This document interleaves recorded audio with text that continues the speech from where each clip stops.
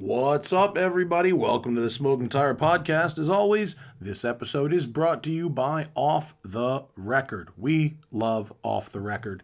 And boy, do we have some news for you. Coming soon, we're going to be phasing out the code on the app. Now, it's still good for the next few months, but for the second half of 2025, it's going to be offtherecord.com/TST only. But for now, if you want to sign up for Off the Record, if you get a moving violation of any kind in any state, you want to check with Off the Record before making any move. Off the Record's network of attorneys in almost every jurisdiction in the U.S. can help fight those tickets, right? Can help get points off your record, keep them off your record. And look, those points can cause all kinds of problems later in life. You don't want them. Get Off the Record now. All you have to do is send in a photo of that ticket, describe the incident in your words, and Off the Record's team goes to work. They got you covered. So go to offtherecord.com/TST if you get a moving violation, and they are here to help. We've got 10% off all legal services booked through Off the Record with our code at offtherecord.com/TST. All right, in this episode, Zach and I attempt to go off-roading with the new Rivian R1S tri-motor, but the off-road park is closed. So instead, we decide to review the car in the podcast. So the primary meat of this podcast is our discussion about the Rivian R1S while driving the Rivian R1S. We compare it to the Cybertruck, the electric G Wagon, the Ford Lightning, etc. Plus, we describe the unbelievable amount of overkill it took to wrap Zach's car. We talk about whether EV depreciation will help or hurt the enthusiast market. And I've got some good book recommendations. Now, a note on this podcast, it was recorded back in December. So some references are slightly out of date as of today, February 18th. But a lot of it still works, so enjoy. Really? Yeah. I normally do like the third caffeine in the morning, and I forgot to tell her, and I got it in the Rivian to get my hat or something. I was like, why am I like vibrating that's very funny. with the earth? All right, we're in sport. Hello, everybody. Hello from the car. Boy, did we have a morning. We tried for the second time to take the Rivian R1S off-roading. First time we were winded out. And this time we were tarmacked out. This time we arrived at the place, and to drive to Rower Flats off-road area, there is a, 1/10 of a mile section of tarmac before you transition to a dirt road. And for that 1/10 of a mile, a sign said, road closed for repairs. Which I just feel like is very ironic. I don't think it was the literal. I was talking to a couple people because if you are watching the video version of this and you recognize where we are, you could tell that our aborted off-road plan turned into going to Good Vibes, which we're now driving home from. So that was nice. But I talked to somebody out there who said, what was it? Oh, it was wind. Who said it's probably not the tarmac. They're probably grading the dirt portion of that road. Whoa, the Off-Road Viper guy. Off-Road Viper. His YouTube channel is exciting. Yeah, he's built that and he's jumped it and is like really reinforcing it. I bet good point. that Maybe is the rattliest car in the history of cars. Oh, I watched a video where he like was taking it through whoops and then part of the center console fell apart. Yeah. Not that makes it less awesome. In fact, maybe it makes it more awesome. Lifted off-road Viper, lifted sports cars, we've said it many times, are a good idea. Yes, a sports car with good on-road dynamics will have good off-road dynamics, but in the Viper's case, it didn't have that good on-road dynamics, but I think making it into an off-road vehicle improves it, actually. Probably. I bet you it's better to drive on gravel than it would have been on tarmac. Well, things happen at a lower speed slightly. Right. And that is good. If your car has bad dynamics, you'd rather have it let go at a slower speed. Right. You have time to catch it. So, yeah, we tried to go off-roading in the Rivian twice and failed both times. And so I'm sorry, we will not have an off-road review for you. And because this vehicle's going back to Rivian in 2 hours, we don't have time to make a road driving video either. So we figured do a show, talk about the Rivian, and that way we would at least be able to tell you guys about it. Right. So we're driving the R1S. S is the SUV. This is the new tri-motor. And this is adventure trim, and this is second generation for the R1S. Yeah. So the the first gen, you could get 4 motors, which was the R1T that we filmed back in the day, and then you could get 2 motors. That one came out later. We never drove that one. Right. Although our pal Kyle Connor at Out of Spec says that that's the one to have actually, and I'm kind of inclined to agree with him. Having not off-roaded this one. But this is the in-between. So the tri-motor makes as much power as the Gen 1 quad motor. Right. It's slightly faster. Yeah. It's more power. It's 850 or 825 horsepower. It's 8 and as much as makes no difference. You know, it runs a low 11 in the quarter mile. 0 to 60 is like 2.9. It's very, very quick, as you would expect. And unnecessary. Unnecessarily quick, of course. I mean, other than today when we're up on the mountain here, I have driven this car in essentially eco mode the entire week. Even eco mode is like putting out 400, 500 horsepower. Yep. So how often do you need a 7-passenger SUV to have more power than that? Very rarely. Very rarely. You know, you do get some other things when you upgrade to tri-motor. You can get more driving modes, although those are available in the dual motor, but you have to get an optional package. Yeah. So there's a lot of crossover between the trims. Okay, and we talked about this on the way up here. This whole Rivian R1 architecture was pretty clearly designed for the pickup truck first and the SUV second. And that was reflected in how people talked about the suspension of the SUV, in the Gen 1. Mm-hmm. Gen 2 attempts to address some of those things. But so what happened in this truck is if you leave it in comfort mode, which is the softest suspension setting, which you want for the city, it has some strange rear end behaviors when turning corners that almost resemble, as Zach put it earlier in the car, sort of an overactive and slightly out of sync rear steer system. Yeah, it also reminds me of cars where the toe changes as the wheel goes through its travel. Yeah. So, on this mountain road, we tested it, and as you go in a corner, especially if you hit a bump, the back end would kind of suddenly move out just slightly, and it was out of sync from what the front was doing. Right. And this was not at a crazy speed. And to compare, when we put it back in firm mode, oops, I'll grab that. When we put it back in firm mode, it was fine. Yeah, I mean, it's good that there is a mode that handles that. That's that first and foremost. So, okay, R1S owners, when you're on the windy mountain roads, you do want to put the thing into sport, and it makes the handling much more predictable. You described it as that sort of disjointed rear steer system. Mm-hmm. I kind of compared it to when I drove the Audi Quattro short wheelbase, the homologation car that Zuckerman had one, and I drove the Lancia Stratos, which is a very short wheelbase rally car. Both of those cars exhibited this very same sort of overactive rear end compared to the front end. You might call it twitchy. This it comes out in that this car has really sharp steering ratio.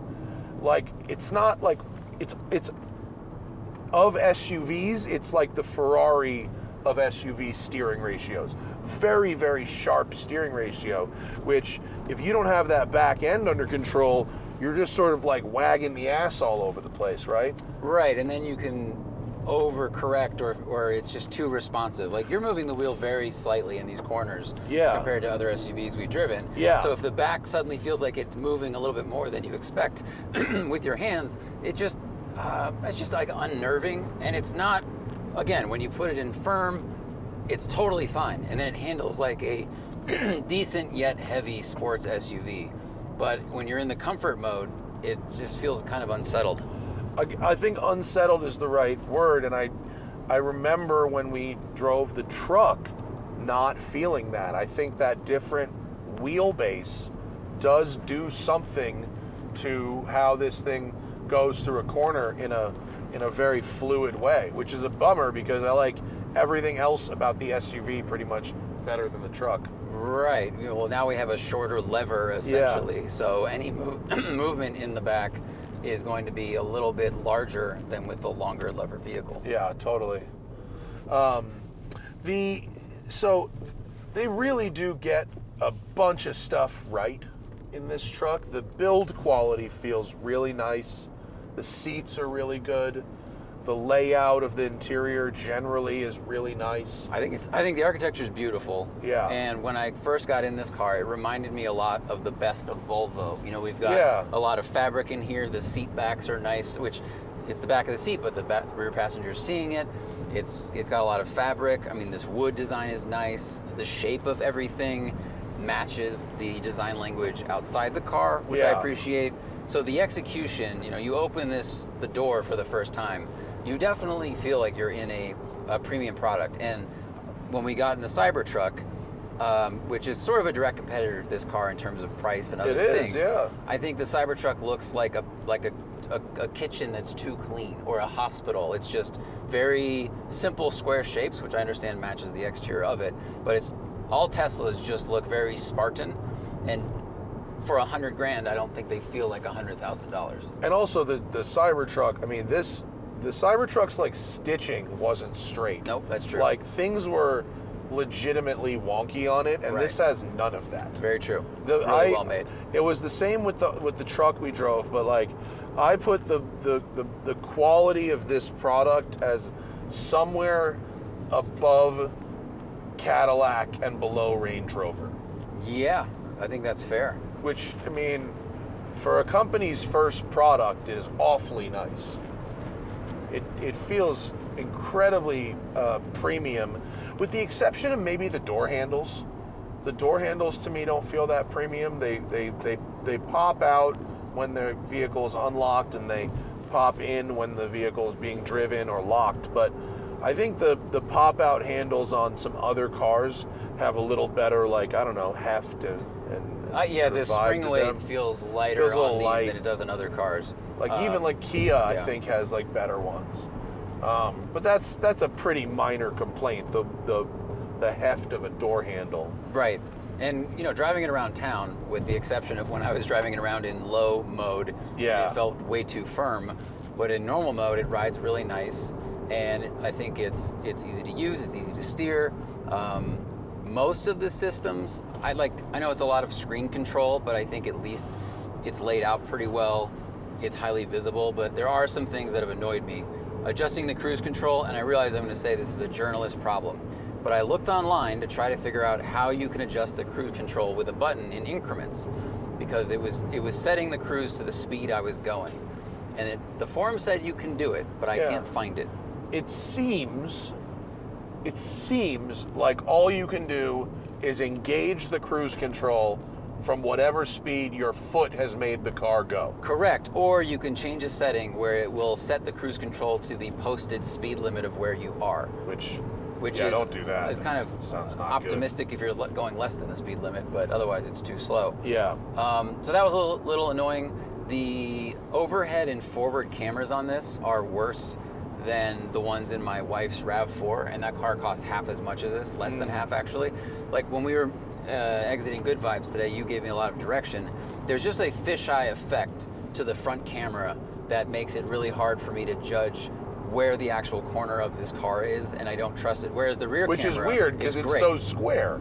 Usually one of the benefits of a square car is that you know exactly where to place the corners of it. Very true. Which this car is a little, like the G Wagon is a great example of seeing the corners of the car, and this one doesn't really have that. Mm-hmm. This is also the big battery, which is 141 kilowatt hour. Yeah. That's a big old battery. Now, the gauge cluster says you can get 350 miles out of that, which is nice, but that's probably more than most people need. It's a lot. That's a ton of battery. It's a lot of range, and it's quite a bit further than comparably priced Cybertrucks. I don't know how they achieve that. Rivian did. It's just very efficient. Maybe it's a slipperier car or something, but the range is really good, even on the smaller battery packs. They offer, I think it's 3 different sizes of battery, so over 300 miles is pretty good. We've caught a truck. I don't, especially going from the Ineos to this is some real... That is a juxtaposition. That is a change of pace.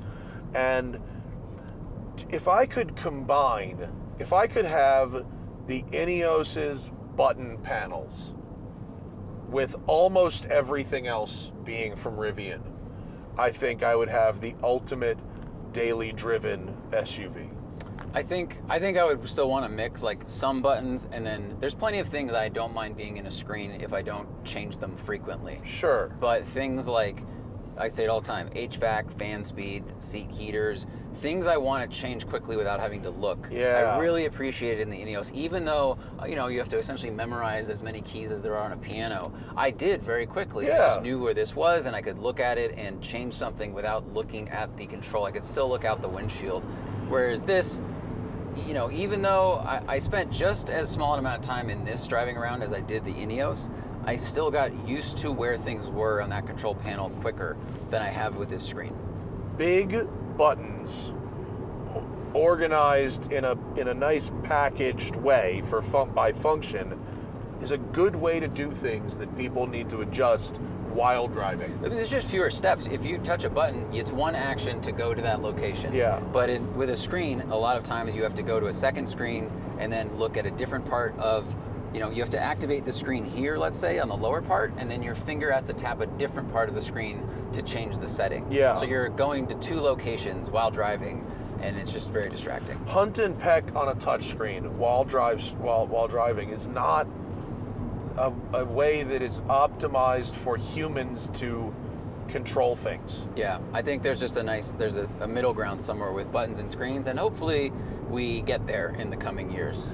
Guys, got to take a quick break because today we're brought to you by TrueWork. I love the TrueWork clothes they sent me. They are hell-bent on creating the most technical, high-performance workwear in the world. Think about those advanced fabrics that you see from like some of those nice like California workout brands with the sky-high prices. Apply that to workwear. Right? The TrueWork story begins in the Colorado mountains where trade workers knew there had to be a better solution than wet, heavy gear that was weighing him down. And I get it. After trying on the pants, after trying on the hoodie they sent me, I would love to spend a day outdoors wearing these products. The TrueWork stuff is engineered for maximum comfort, protection, and efficiency with minimum bulk and extra weight. The hoodie they sent me is so soft and stretchy. I wore it on my flight to Austin last week, and it was great. The pockets were great. The zip pockets kept my wallet, my phone from falling out, and the sweat wicking soft shell pants are awesome in this winter weather we're having in California. It's very wet outside. TrueWork has over 50,000 5-star reviews and countless stories from trade pros in every state and every job across the country. Upgrade to TrueWork for a major change in the way you work. TrueWork helps you be your best when your best matters most. So check out the full lineup and get 15% off your first order at truework.com/tire. That's 15% off at truewerk.com/tire. And now back to the show. Some cars get it right still. I mean, there's a few cars out there that I've driven. The new Cadillac Blackwing actually had the right amount of buttons for stuff. They've kept that that row and then a few on the center. Corvette has those. Yeah. Porsche. They're getting away from them. They hung on for a long time. 911T still had a good amount of buttons, but the new Taycan, it's a lot more capacitive. Now it's still they're still isolated to that one spot. Yeah. But there's no you can't like feel for the button the way you could before. I will say I know this doesn't come with CarPlay or Android Auto, neither do the Teslas, but I found the navigation system on this to be quick to respond and very easy to see for a native system compared to something like the Lucid, which had a lot more problems. So they've done a good job. But like this, you can get Bluetooth audio with this for free, but if you want an upgraded UI to connect to Bluetooth and use like podcast apps, you still have to, they charge you extra money, which is kind of annoying. A little janky. Right, it's Having like a half said measure. that, whatever my phone what it has, I don't know if I've paid, I mean, I know I haven't paid for anything, but I'm not sure what level of engagement they put in this. But once I set up my phone, the car has done a really good job of recognizing the phone, recognizing everything it needs to recognize about my phone. True. Yes, no CarPlay. The native map I've enjoyed using, actually. It's pretty good. It doesn't have the community aspect of Waze, which I do use, but I think it accurately represents traffic, which is good. Although, we were just up at Newcomb's Ranch, and I tried to type in the address of the studio, and because this is an LTE connection or 5G or cellular, it would not connect. You could not put in the route. It said offline, it couldn't find us. Now, the person that I spoke about the other day in the last show who was talking to me about the Chinese cars, that person, right, the patron who will not be named, also has worked in telecom. Remember we talked about the Chinese phones. Mm-hmm. So he was explaining to me that what I think about that my idea that your car GPS should work in places that there are no cell service, that's not a wrong thought to have. Like, yes, it should. But me referring to the cars as having a, quote, satellite connection is not accurate. Oh. And the guy wanted to correct me on that. And he explained to me, and I hope I get this right. Please, I hope I get this one right. It's not about satellite connection or not, because the satellite, quote, connection is just to literally position your car on the satellite map. It's actually that the maps are stored in the car. Oh, okay. So it was either that DVD or a memory card or a hard drive somewhere.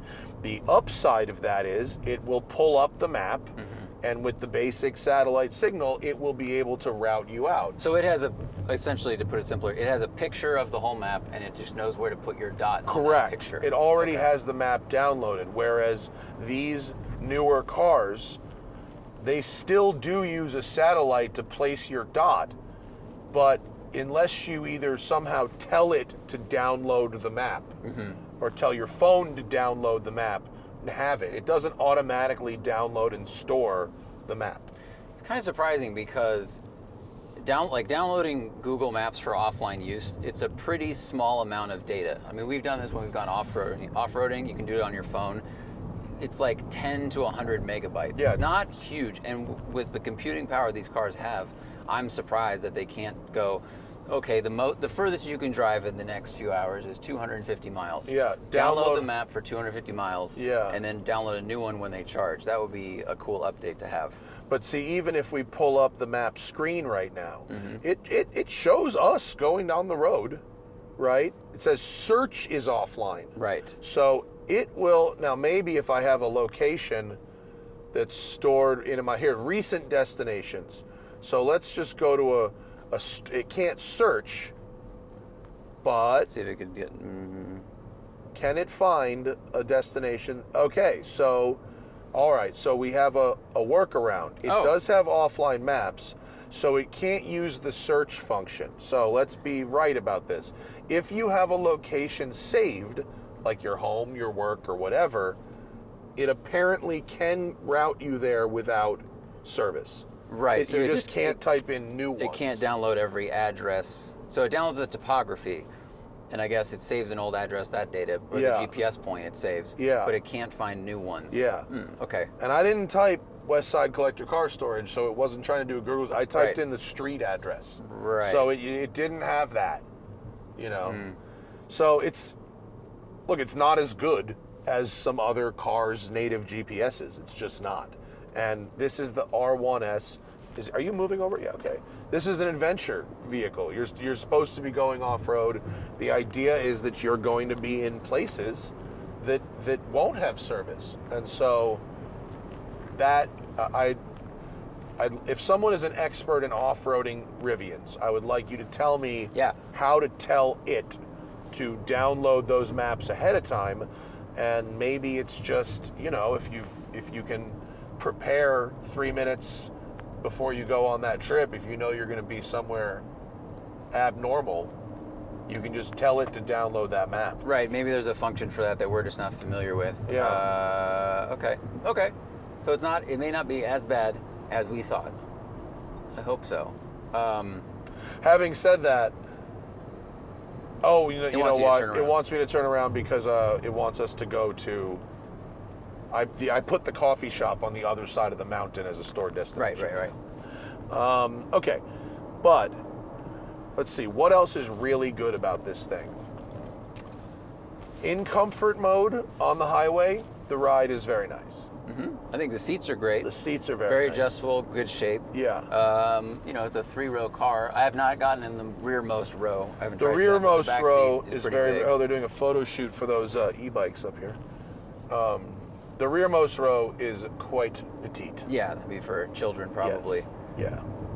But it's got a big trunk once you put that down. I mean, in general, like this, I thought because my wife and I are thinking about a new electric car or possibly a used electric car, and I thought, okay, we're gonna have this thing and Hannah's gonna love it, and we're gonna end up buying one of these, maybe a used one or maybe lease a new one.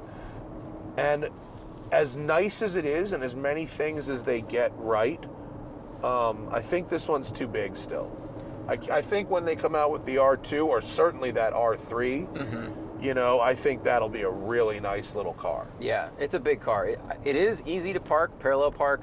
The steering articulation is very good. Yes. It doesn't have rear steer, but the steering angle is really good. I don't know what the turning circle is. I can put it down below, but it's smaller than I would good. think. I can do it in your building, Zach, when I picked you up in the morning. I can do that in one move, which is usually a car can or can't is a good, that happens to be a good measurement. We're gonna have to start shooting bits in the courtyard of Zach's apartment building. Yeah. But if I can make that U-turn, that'll be the new U-turn test. Yeah. What else? I like the radar cruise on this. I think it reacts well. It's smooth, but it's also aggressive to accelerate up to the car once the car in front of you starts moving. Some cars are too gentle with that. There's a huge gap develops. I like the way it behaves. And now we just read this huge update this morning. If you activate the automatic lane change, it will actually accelerate or decelerate to find the gap, which is kind of trippy. I'm not sure if I would like that or feel comfortable with it, but we did get a big update overnight. Got pushed to the car. It's got tons of stuff. It's got a bunch of Christmas things, you can make your lights do a Christmas dance. That's fun, and you can change colors of things to Christmas colors. But it also was patches and bug fixes and all kinds of different things. It fixed some bugs that it did say were very rare. Some of them, the wording was funny, this one may result in the vehicle being inoperable. Yeah. It added Sirius XM, but it's all on cell phone, of course, or Wi-Fi. So there was... That is a satellite connection. What?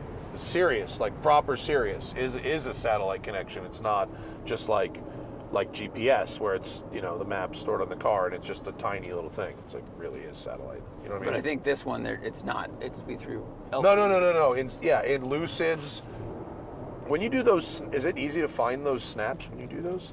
When you go to? Yeah. It is? Pretty easy. Oh, cool. As long as they're louder than the car we're in. Okay.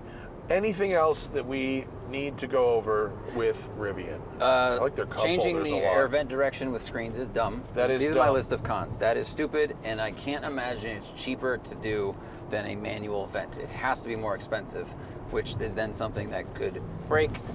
And it's not just that it's maybe an unreliable thing. It's less convenient.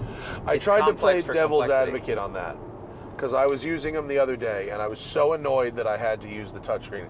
And I thought the only possible benefit to this is that from the driver's seat, I could change that far passenger air vent to blow to me from here. Right. That's the only thing. Like, you know, those sometimes there's those buttons in the back that move the passenger seat forward for like the chauffeurs. Yes. So it's like that for air vents, but that's still dumb. I think the number of times you would do that don't justify having this I also silly agree. system. Yes, that's true. That is bad. No, pretty good. What else is there? It is a little tall, unless you lower the, like if you're getting in and out of it a bunch, you know, you really do want to like lower it when you park it. It's like a little tall to climb in and out of. Yeah. I'm tall, and I'm like, ooh, I still have to like hop up to get into it. Should we talk about the price? Did we talk about that yet? No. We didn't. So this one, so the R1S triple starts at 105. This one, we don't have a Moroni, but looking at the configurator, there we go. It's like 109. Yeah. And there's other packages you can add to various trim levels, and you can get bigger wheels, and you can get like an off-road package with skid plates and stuff like that. I don't think ours does has that. overlap with the base model Range Rover that I drove a couple months ago. Ah. So you could go pretty loaded up Rivian for about the same money as base model Range Rover. And I understand how that could be a pretty tough decision, actually. I might, if I was looking for that thing, this versus base. I mean, the fact that this is electric, and the Range Rover's pretty much all touchscreen too. Yeah. It's not like the Range Rover's, Really? Forward facing. That's our new camera, has Okay. overheated. And then, it is expensive. It's a little bit more expensive than the Cyber Beast spec truck, which is kind of the competitor of this, power-wise, battery-wise, etc. That starts at 99. It starts at 105. And, you know, that is the competitor. But I think it's such, But the it's such or Cyber so Beast does subjective. come with a free MAGA hat.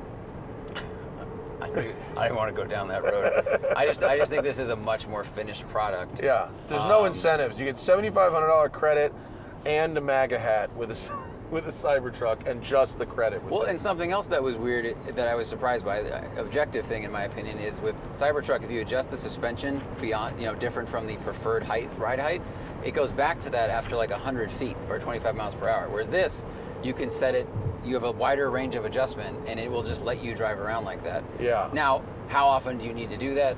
Well, driving this in low mode or conserve mode gets you slightly better range, and this has a way better range than the Cybertruck does.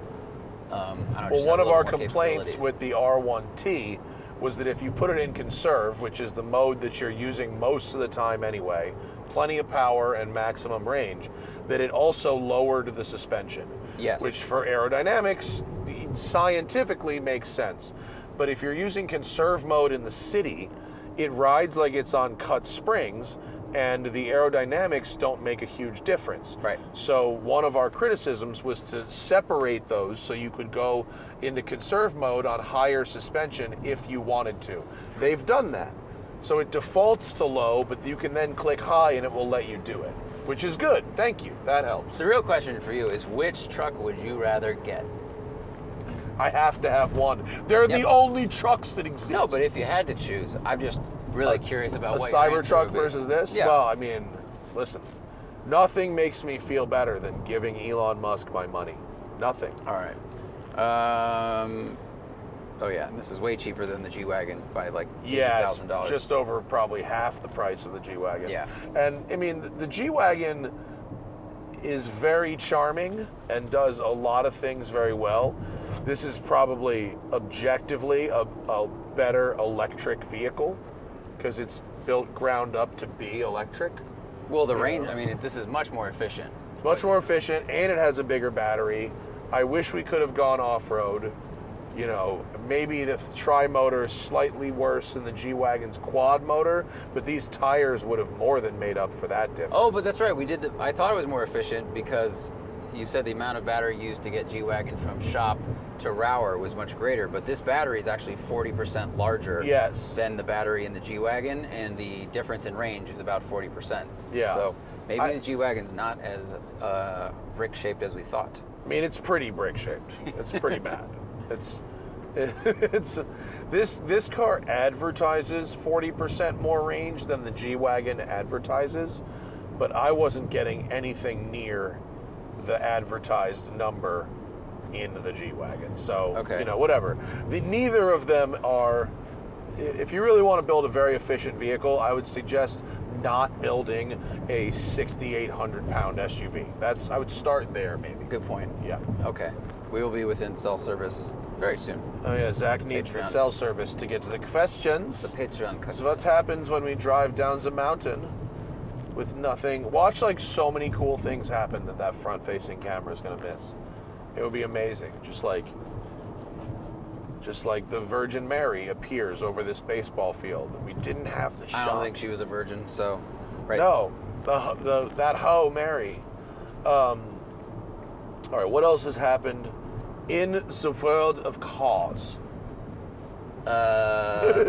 Did we talk about my hood being sanded down to metal on the No, show? no, we did not. So for the folks, I went to check on my car's wrap progress, and they're doing stuff, and it looks great, and they go, "Oh, did you see your hood?" And I'm like, "Well, I know it's not on the car, so Yeah. I do have questions." And they went, "Oh, come here." So they had applied the wrap material to the hood, and then when they moved on to other sections, they looked back at the hood and they saw the wrap was letting go, and they thought that the adhesive on the wrap was letting go of the paint.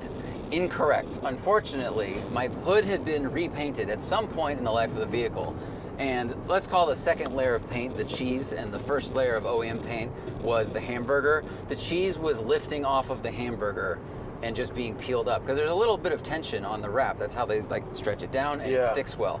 So whoever got the hood repainted, didn't pay enough money, and it wasn't done very well, and the bonding from old clear to new paint was not significant.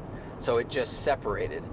So the only choice they have is to sand the hood down to aluminum, which it is now, and then they have to prep that and then wrap it. So I asked the tech, has he ever dealt with a situation like this in his 13 years of this job? And he said only once. This is like one of the most difficult projects they've so ever. crazy. So this also is why paying for a decent quality paint job and prep is so important, because not doing so can have problems later on. Not only will your clear coat peel off like mine did, but if you try to wrap the car, the paint rips apart. Well, and the wrap is supposed to be it was supposed to be kind of a stopgap, really, for to prevent you from having to paint it. It was supposed to kick the can down the road. It look still at this. is, and it is still cheaper than getting a proper paint job. But I think I'm learning what happens if someone just sands your car, doesn't really prep it that well, they shoot paint on it. Like, yeah, it'll look good for 6 to 10 years. Yeah. But it'll eventually let go, and then you discover that it was not done very well. So the saga continues. Yeah. But I also learned something interesting. The E46, to wrap the front bumper, requires like 10 different pieces, because there's all these little like side covers and vents and things. Yeah. And the way the car construction has really changed. We went and looked at a bunch of modern cars at the shop, and all of the bumpers are like one solid piece. So wrapping new cars is a lot easier because it takes fewer little cuts and sheets to make. That makes sense. But like looking at old Porsches up there, the bumper is separated by these little rubber things, these all these rectangles. You'd have to cover all of those individually. So I'm their favorite that makes person. sense. Good thing they gave you a deal. They regret that, I'm sure, and I really appreciate it. That sucks. Oh my God. It is. It's the money pit. That's funny. Is that a new M5? Huh? No. No, Oh, that's the i5 electric one that was not great on the track in the Performance EV of the Year competition. All right. Well, we have service, so we can go to the Patreon questions. Servicio. If you want to ask questions on the Smoking Tire and have us answer them, join our Patreon, patreon.com/thesmokingtirepodcast. You can watch the show live most of the time, unless we're recording it from a mountain. And you also can ask questions and get the show early and ad-free. And also, before Zach gets to those, there is a post on my Instagram from December 19th. And that is talking about 3 kittens at the Peter Zippy Fund, the shelter that Hannah and I support. These kittens are very, very sweet, very cute, and they need homes, and they've been in the shelter for way too long. There's no reason they've been in the shelter. There's nothing wrong with them, and they're very beautiful. And please, if someone is looking for a new friend for your family, please consider adopting a kitten this winter. Do they have priors? They have priors. They're felons, but they were minor. They were minors at the time, so. Porsche Transporter here. Wow. All right. So first question, Tim A says, what other sports cars? Do you think Tim A is supposed to be Tim A? That's a good question. Okay, we can ponder that. These and other questions. How much does Tim A like South Park is the question. What other sports cars would we own at over 100,000 miles? What sports cars would we own at 100,000 miles? 911s, particularly air-cooled 911s, I think are easy to own at that mileage. You think you'll keep your NSX to that long? How many miles are on it? I mean, I just hit 20,000 miles. Oh, okay. And I'll probably do like 1,000 to 1,500 miles a year, so I don't think I'll live long enough to do that. Make it. All right. But that's a car I would own or buy at 80 or 130, and without hesitation. That would be, yeah. I mean, a high mileage NSX is an okay car to buy. The guy up on the hill that I was just talking to with that red 355, that car was a one-owner car with 60,000 kilometers on it, and it had all these service records, and the guy he bought it from had bought it new and just driven it regularly for 20 years, and I was like, that is just exceptional. That is the right car. But yeah, I mean, I think a Ferrari 360 could easily do 100,000 miles. One of the best ones I ever drove was a high mileage one. So yeah. All right. I'm gonna take my glasses off. Var the Var. After driving the new Ferrari SUV, do we think they made the right choice by putting a V12 in it? Would the V12 have been better served in one of their other cars? If they can only use the V12 in so many things, should they have put it in something else?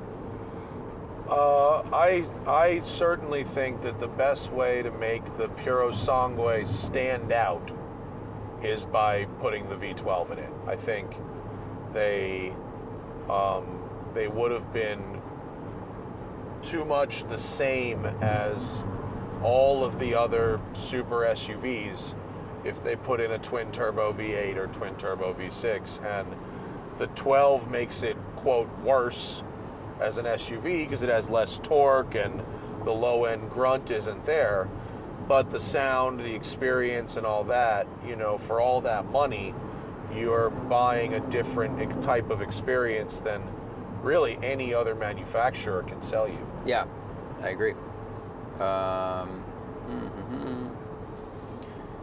Okay. Do we think that the dramatic depreciation of EVs is part of why mass adoption is slow? It's part of, but I mean, I think there are probably bigger factors. I think the lack of really ubiquitous public charging is probably the big one. I think most people, and also price.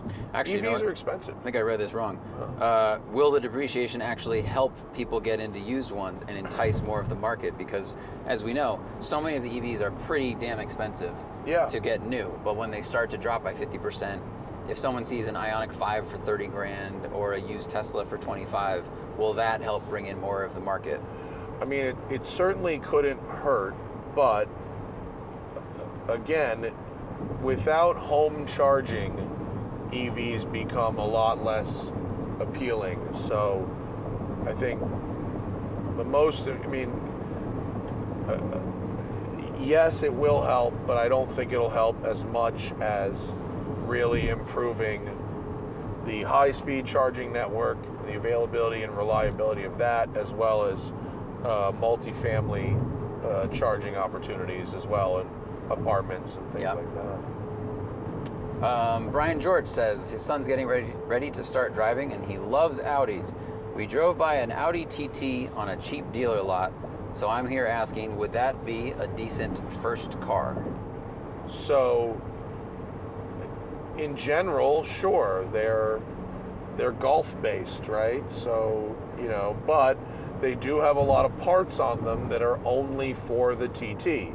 The engine and stuff like that is fine, but and Audi does not make a lot of parts for the first gen TT anymore, which means if stuff is broken, it may cost more time, money, energy than a $10,000 car might justify. So if you're a real enthusiast of that car, then it's a great way into a cool, iconic car.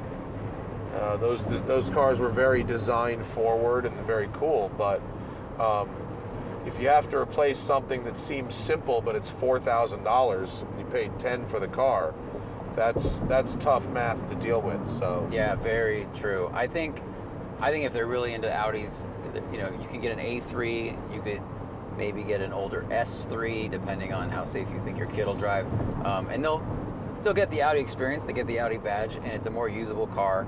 They can take friends around, which is helpful, and those parts are going to be more common and a little bit less expensive. Yeah.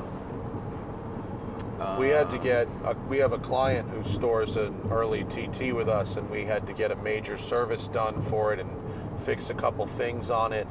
And there were some parts that were pretty basic parts that we had to source from dismantlers and stuff because Audi doesn't support the car anymore. Right. So you just can't get stuff. Which That's is another thing. Yeah. Very frustrating thing across the Audi spectrum.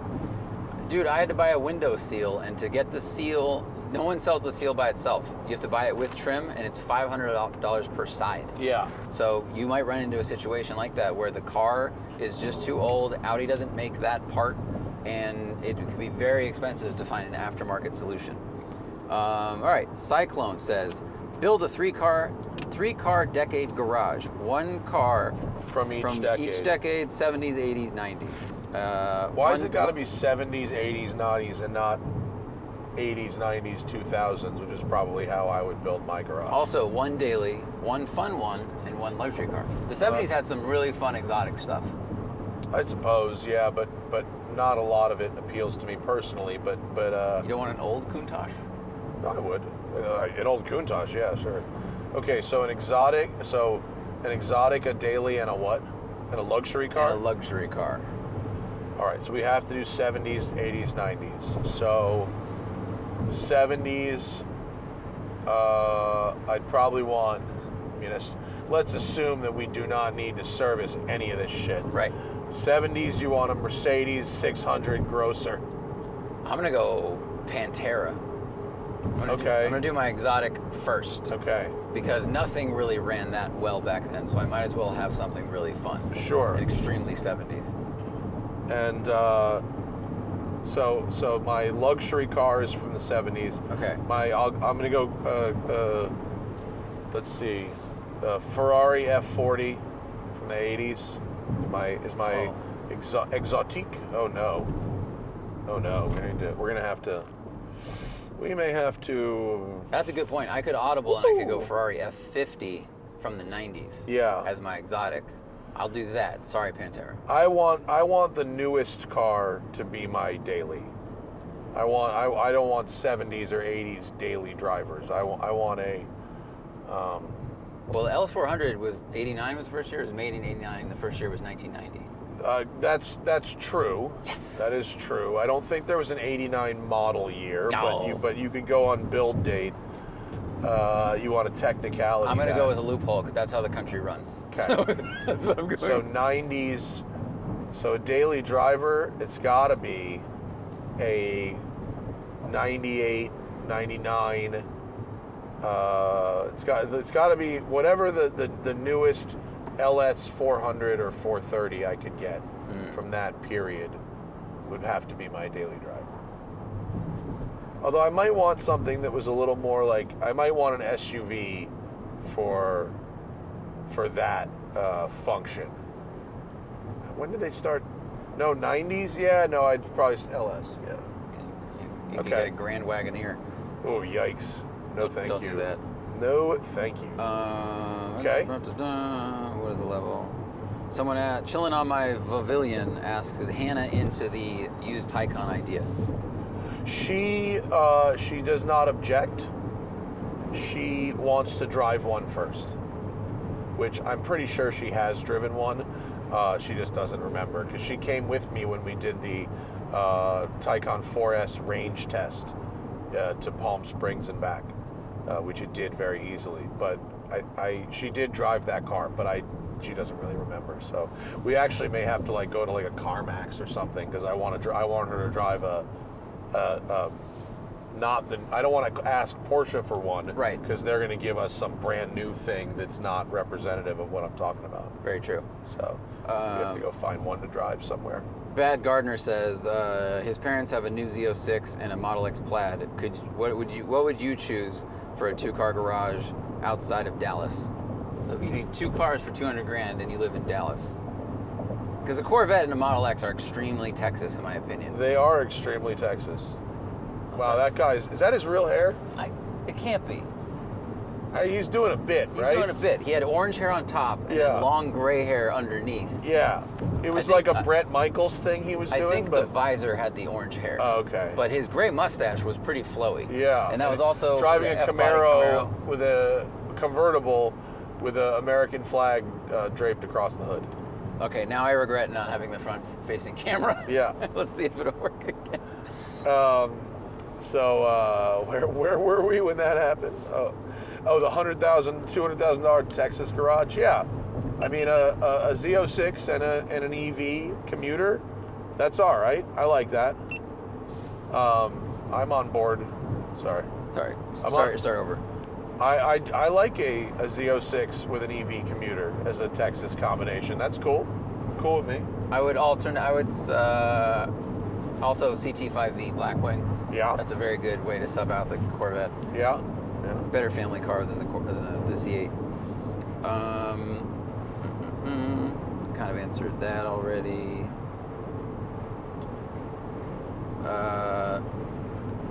We don't want to answer that question.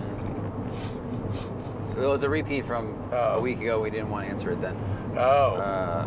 Was it about another YouTuber doing a thing? Yes, it's that exact question. Look, man, I'm not gonna, unless someone is doing something blatantly illegal, I'm not gonna knock someone's hustle. That's what they want to do to make a living. I mean, I can talk about that as a general concept. We've talked about it before. Yeah, there's basically, it's a business model. There's a couple places that do it where you can buy shares in things, not companies. You can buy a share of a Ford GT. Such as cars. So what was the company? Rally, whatever. Rally Road, I think. They did it. You can buy shares of cars and shares of baseball cards and basically shares of collectibles. And we've promoted shares of art. It's definitely a new business that has arisen on the pitch is to help your average person get investment access to things that are usually outside their reach, but they may have a better knowledge of because it's part of their hobby. Right.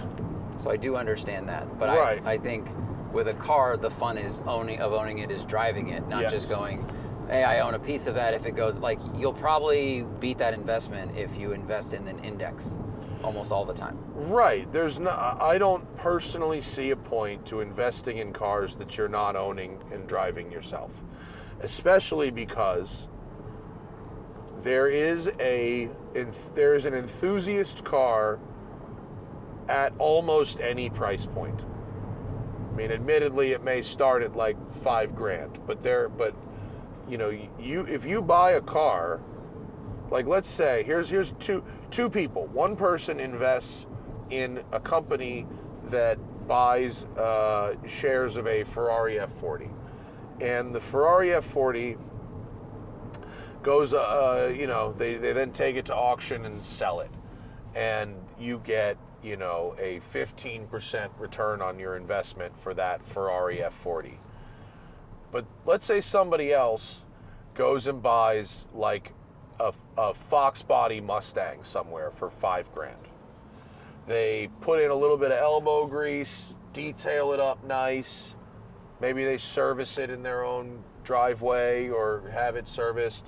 They drive it, enjoy it for a year, take it to Cars and Coffee, do like a super detail on it, and do some nice photography of it, put it for sale on a Cars and Bids and bring a trailer, and the car you bought for $5,000, you now sell for $8,000, $7,500. Well, you have just made a better return on a car that you enjoyed than the fund made you on a car that you never even got to see in person, let alone sit in or drive up Mountain Road. So like, it's not that like, it's not a scam, it's not illegal. At least I believe that our friends that promote companies that are doing this, I don't think they're intending to promote anything that's shady. I think these companies are hiring influencers to spread their message, but I don't personally agree with the message. Yeah, I'm just not interested in that. And, Yeah. Oh, here we go. Now we can get the shot of the sky. And I also don't think it's the best investment you could do with your money, because most cars underperform the stock market or the indexes year over year. There are some exceptions, and maybe in the short term, but it just doesn't seem like a great idea. It seems much more beneficial to the people running the fund Of than course. to any of the fucking shareholders. I mean, that's true of so many funds. Yeah. You also have to do they prove that they don't drive the car around? I don't know. Someone asked if we've seen the story about an engineer at Jaguar was fired because he was posting whistleblowing content on Reddit about VinFast and Tata. So, have you read that? I have not. No. Read it. Okay, we'll read it. We'll respond back. Miles Johnson asks, do we think Rivian will survive? So I quickly Googled what their sales performance has been. This is very general. Year over year, their sales are up 20%. And Most companies would be happy with that. right. In 2023, their revenue was $4.43 billion, which was 167% growth compared to the year before that.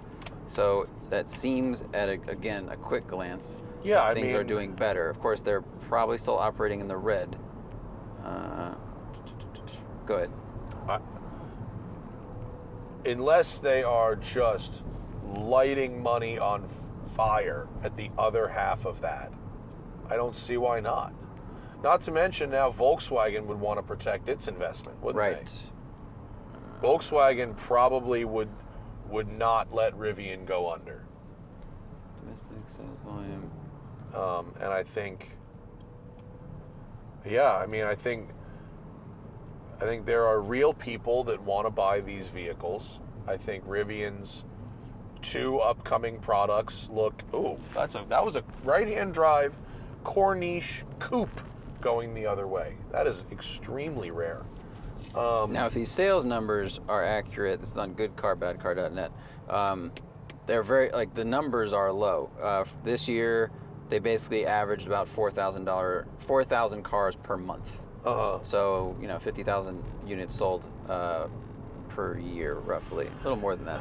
I mean, yeah, but So they're we'll also going to be they're going to be a supplier for Volkswagen and stuff. Like they're going to be doing, I don't know. I mean, I haven't dug that much into Rivian's business operations. This is like, there's a lot of people that are very into like the industry of cars, the businesses and the CapExes and all that. I'm like, is their product any good or not is what I really care about. And when I know people that own Rivians and drive them, they're sold. They want another one. They want the next one. My friend Brad fucking lemoned his and bought another one. Wow. That is Alfa Romeo retention. Yeah. And they don't have a cult leader. Right. They did all that without a cult leader. All that with just product. Let's see. Get rich or try dying. That is funny. That's funny. Has a 420 horsepower S2000 and a Honda Beat. They're 6'2" and 280. They're planning on getting an Evora 400. Is that a worse choice than an old NSX? Wait. A worse choice than an old NSX. And what the size same is this roll. person? 6'2", 280. Is that the An worst Evora choice would be better. to fit the same roll? I don't know what that means. Yeah, Evora would be better than an NSX. Yeah. The one problem with the NSX's ergonomics are if you put the seat all the way back, which if you're 6'2", you have to do, you then have to reach pretty far forward for the steering wheel. Yeah. Because the steering wheel doesn't telescope. So that's the only real downside to being tall with an NSX. Lotuses don't have that problem. It's kind of a high seat also, the NSX is. Like, I mean, I'm shorter than you by quite a bit, and I always feel like I'm sitting a little too high. It's not uncomfortable. Yeah. But the car has such a great, like, low-slung cockpit. Yeah. And you feel like you could drop 4 more inches into it. Well, and when I it's perfect. sat on that guy a couple weeks ago up the mountain had a NSX with some Recaro seats in it, and I sat in them, and it was about it was about an inch lower. Boy, did it make a difference. Time to get some seats. It was only an inch, but it was an inch that mattered. Mark Harris says, what do you recommend for a titanium watch that doesn't break the bank? Depends on your budget, Mark. It really depends on your budget. I'm thoroughly uninterested in titanium. I know people love titanium. Grand Seiko does a lot in titanium. I think titanium feels weird. I think it feels cheap. It feels almost like plastic compared to metal. And so I don't spend a lot of time looking at or thinking about titanium watches. So I actually don't have a great answer. I mean, I happen to have just written a column about it. Oris has a watch called the Pro Pilot that comes in titanium, and it's not hugely expensive. And Oris makes a high quality watch. I know there's a couple of titanium Tudors that are nice, but not break the bank is a.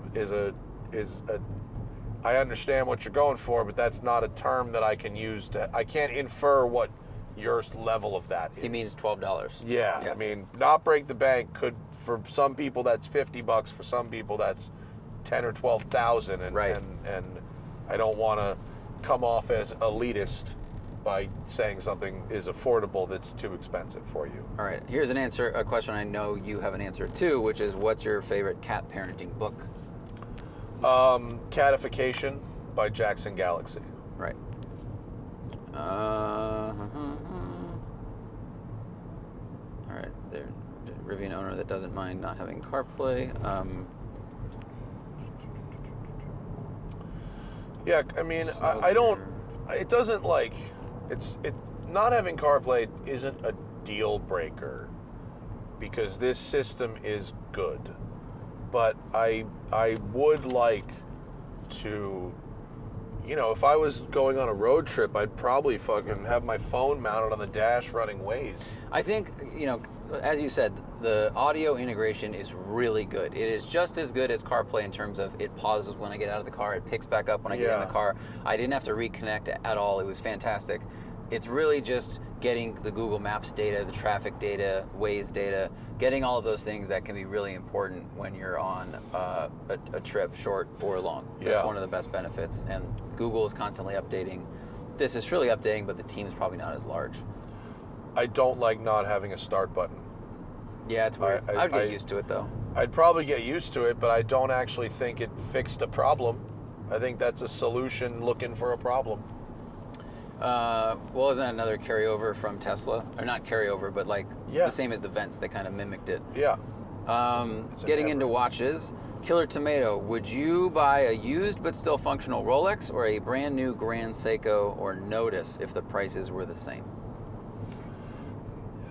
It depends on which watch spoke to me. I would say that I have no problem buying any used watches.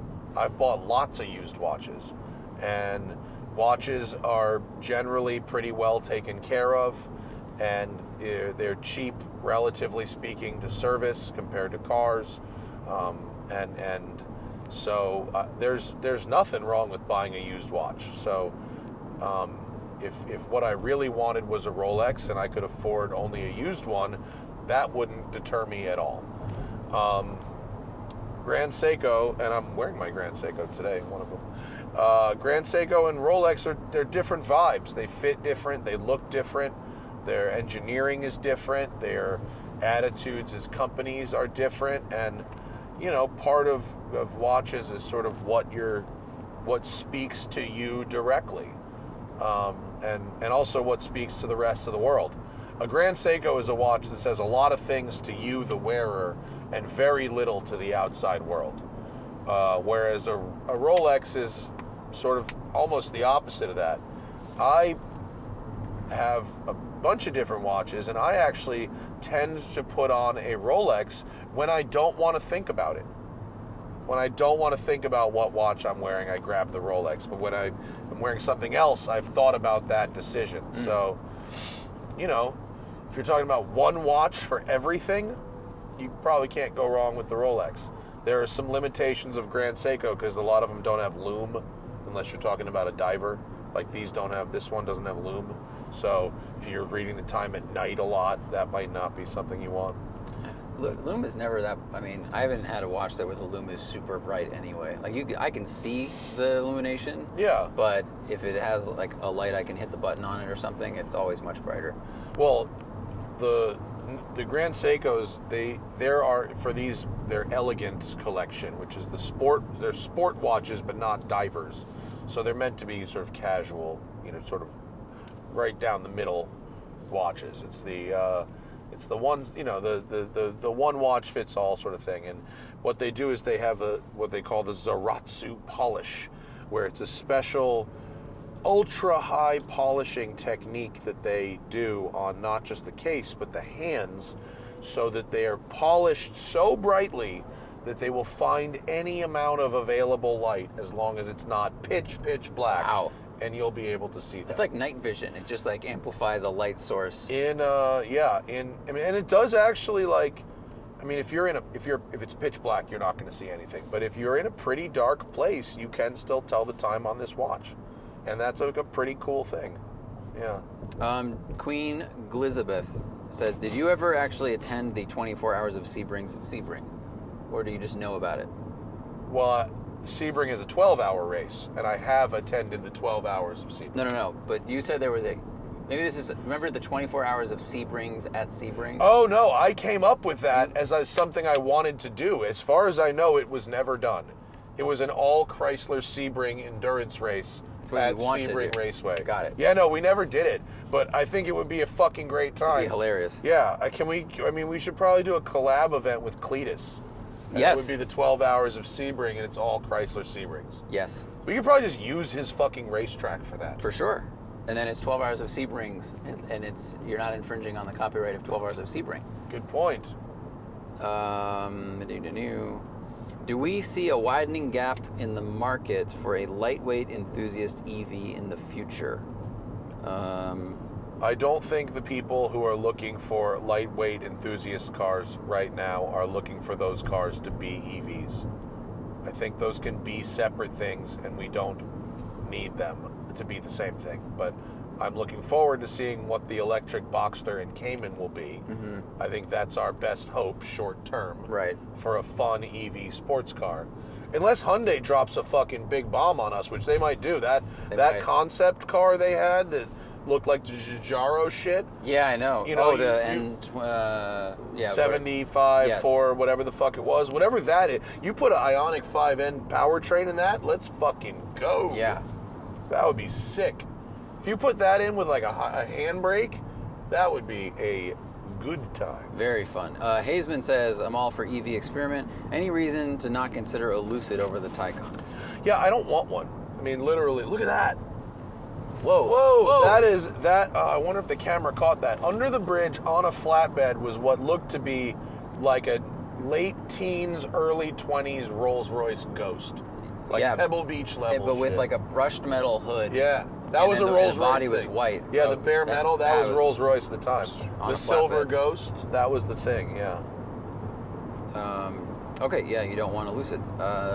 Yeah, dude, there's stuff about Lucids that I would hate every day. The fucking door locks.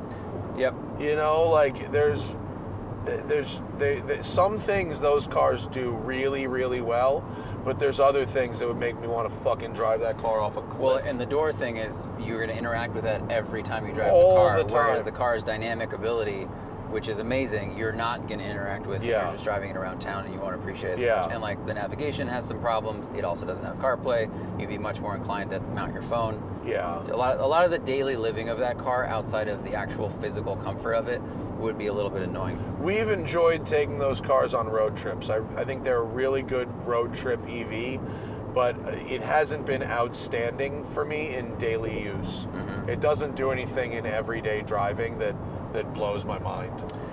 Jake Shores wants to know about Avi 8 watches. He's getting a lot of ads for them. Have you heard of them? Anything you're getting that much advertising for, you don't want. It's a very heavily aviation inspired thing. The watches look like, cockpit gauges, right. And I don't know much about them. I've seen the ads. They look a little corny. If you really want an aviation themed watch, there's a million. Pilot's watches are a major watch category. You've got divers, chronographs, pilot watches, and dress watches and field watches, or those are your main kind of categories. I'm sure I'm forgetting one, but they're probably not like total. Oh, that's the front one again. Man, GoPro 13 Black letting us down 2x. We gotta go and back. that's on 1080. Yeah. It's not even shooting 4K. That's not good. Oh, we're gonna have to return you, Habibi. That's not good. Yeah. If you really want a pilot's watch that looks like a gauge, I recommend Bell & Ross. They make the square cases. They really look like sort of like helicopter gauge. Oh, that's cool. Almost like you could take the strap off and mount it on the dash, that kind of thing. They make a cool piece. I like those. Yeah, I'm a fan of Bell & Ross. Ryan Fitzgerald says, do we think headlights are too goddamn bright? Yes. Yes. And actually, studies have proven that. They're starting to study it. They're really looking into it. Alana Scher wrote a really great article for Car and Driver about that problem and why it's come about with LEDs. So she has much more detail. But the short answer is definitely. Remember when I texted her when I was like talking about the Cybercab launch event? And I was like, your magazine has fucked up by covering this face value. And she's like, I can't control the magazine, but I'm writing a column calling bullshit on all of it, which is in this month's Car and Driver print. You can also get it digitally on Apple News. And she was right. She did do that. Nice. She did call them out. What was the other thing we were talking about? What did you just Headlights. say? Oh, headlights. So this car, do you drive it at night much? No. This car has very aggressive. This morning when I came to pick you up, it was so foggy. The turning response of the headlights in this are very good. I got a little social video of it. Cool. And also it does the thing where it blocks out oncoming, so it doesn't blind oncoming. That's fantastic. So it's the kind of thing I needed a really foggy day to see it do it, because you could see the bits it blocks out. Well, that's one of the fog. arguments for the laser lights you can get in Europe. The proponents of it say what's nice is it can turn off the sections of the headlights very accurately, so it won't shine it oncoming. I'm pretty sure this has that. No, it's not. Maybe I don't know. I didn't think they were. I should Google. I didn't think the laser lights were approved in North America yet, but that may be an old fact. This has a thing. I could see it through the fog where it turned off pixels of headlights. Okay, because it seems like the LEDs, a lot of companies have this problem. I think Tesla is the most notorious, but that also may just be because there's more Model 3s on the road than any other car, and the headlights seem to misaligned. But there is a sparkle to them. The number of Teslas I flash my high beams at, and then they show me that they're only using low beams is startling, and it's every week. So their lights are Misaligned. LEDs seem misaligned, and they are extremely bright and annoying for anyone heading towards them. And BMW now, they have all 4 headlights are on all the time. It's not just the high beams that activate that. They're very bright should you be on a hill that directs their beam right into your eyeballs. Would we have David Freiberger or Mike Finnegan on the show? Totally. Absolutely. I would love to talk to those guys. I don't think they were forbidden from coming on either by Motor Trend. It's just more of a location situation. Auto Joe YouTube, any tips for getting OEMs to loan me a press car when I have a new channel? I have 1,000 subscribers, and I'm trying to source cars to review from a local used car dealership and a rental company who both lend me vehicles. Yeah, That's the best what you move. do. Get creative. That's it.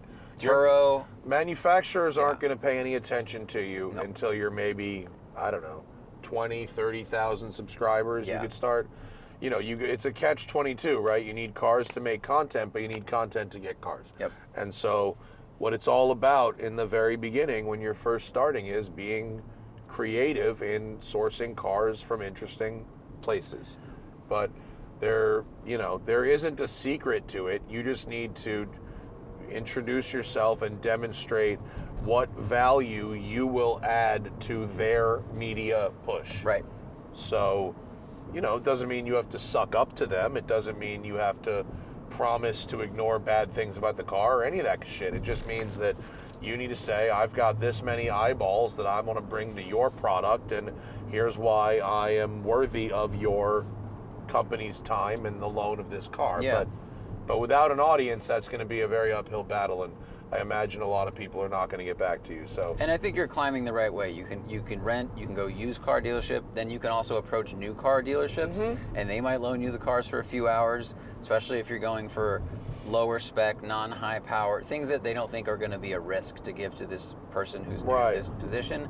And then eventually, if you review a bunch of Hondas, like, they may speak to Honda Regional, or you could send those video links, if the videos did well, to Honda Press and say, hey, here's my content I've made with cars from local Honda dealerships. Can you move to the press card list? 3 minutes remaining. Okay.